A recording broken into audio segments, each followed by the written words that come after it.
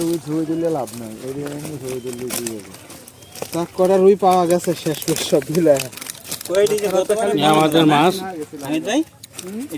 আমাদের মাছগুলা থাকলে তো কাম হইতো গতবার না ধরে। ঢাইলে ফেলো, ঢাইলে ফেলো। ঢালবো নাকি এখানে, এখানে না ওইদিকে ঢালবো? এখানে তো ভালো জায়গা, এখানে মাটি নাই। হ্যাঁ, এখানে মাটি নাই তো মাছে ময়লা হবে না।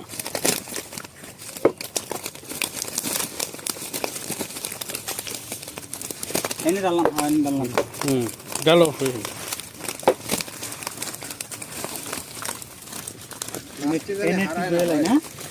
আগে দুই পরে দাও, আগে করতে দিই।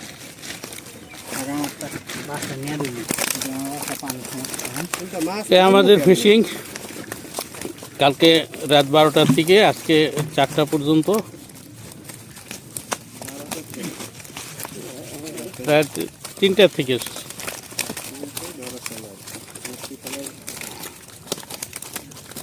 বড় তেমন মাছ নাই, এই সাইজের মাছগুলি এখানে বেশি লাফাচ্ছে। এই ফিশিংগুলো মাছগুলো এই পুকুরে চলে যাচ্ছে।